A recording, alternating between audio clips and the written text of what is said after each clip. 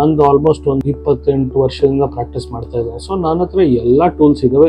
ನಾನ್ train ಮಾಡ್ತಿದ್ದಾಗ lasers ಇಂಡಿಯಾಗ್ ಬಂದಿದ್ದು, ನಂದು first batch ಇದ್ದಿದ್ದು. ಸೊ ಇಲ್ಲಿ ಬೆಂಗಳೂರಿಗೆ ನಾನು ಟ್ರೈನ್ ಆಗಿ ಬಂದಾದ್ಮೇಲೆ ನನ್ಗೆ ಸ್ವಲ್ಪ ಹಣ ಅನುಕೂಲ ಬಂದಾಗ ನಾನೇ ಲೇಸರ್ ಕೊಂಡ್ಕೊಂಡೆ. ಸೊ ಇಡೀ ಬೆಂಗಳೂರಲ್ಲಿ first laser trained ENT surgeon ನಾನೇ ಇದ್ದಿದ್ದು. ಲೇಸರ್ಸ್ ಎಲ್ಲಿ ಇಂಪಾರ್ಟೆಂಟ್ ಅಂದ್ರೆ there are some very risky procedures. ಮುಂಚೆ one of the simplest surgeries in ENT tonsil surgery. But ಇದೇ ಟಾನ್ಸಿಲ್ ತೆಗೆಯೋದ್ರಲ್ಲಿ ಈ ಟಾನ್ಸಿಲ್ ಇಶ್ಯೂ ಹೇಗಿದೆ ಅಂದ್ರೆ ಗಂಟ್ಲಿಂದ ಬ್ಲಡ್ ವೆಸಲ್ಸ್ ಈ ಥ್ರೋಟ್ ಮಸಲ್ ಇಂದ ಹೊರಗೆ ಬಂದು ಅದು ಟಾನ್ಸಿಲ್ ಗೆ ಬ್ಲಡ್ ಸಪ್ಲೈ ಕೊಡುತ್ತೆ. ಸೊ ನಾವು ಆ ಟಾನ್ಸಿಲ್ ತೆಗೆದಾಗ ಆ ಬ್ಲಡ್ ಸಪ್ಲೈ ಕಟ್ ಆಗುತ್ತೆ ಅಲ್ಲಿ. ಅಂಡ್ ಸರ್ಜರಿ ಮಾಡಾದ್ಮೇಲೆ ಈ ಬ್ಲಡ್ ಸಪ್ಲೈ ಆವಾಗ ನಮ್ಗೆ ಬ್ಲೀಡಿಂಗ್ ಕಾಣೋದಿಲ್ಲ. But after around 2-3 hours after surgery suddenly throat ಅಲ್ಲಿ ಬ್ಲಡ್ ಕಾಣುತ್ತೆ. ಈ ಬ್ಲೀಡಿಂಗ್ ನಮ್ಗೆ ಗೊತ್ತೇ ಆಗಲ್ಲ. ಬ್ಲಡ್ ವೆಸಲ್ ಒಳಗೆ ರಿಟ್ರಾಕ್ಟ್ ಎಲ್ಲಿಂದ ಬ್ಲಡ್ ಬರ್ತಾ ಇದೆ ಅಂತ ನಮ್ಗೆ ಗೊತ್ತಾಗಲ್ಲ. ಅದು ನಮ್ಗೆ ಕಂಡುಹಿಡಿಯುವಷ್ಟರಲ್ಲಿ ಬ್ಲೀಡಿಂಗ್ ಅಷ್ಟೊಂದು ಆಗ್ಬಿಟ್ಟು ಆ ಜೀವ ಕಳೆದೋಗುತ್ತೆ. ಇದು ಇನ್ ಮೋಸ್ಟ್ ಎಕ್ಸ್ಪೀರಿಯನ್ಸ್ ಸರ್ಜನ್ಸ್ ಕೈಯಲ್ಲೂ ಡೆತ್ಸ್ ಆಗಿದೆ. Tonsil surgery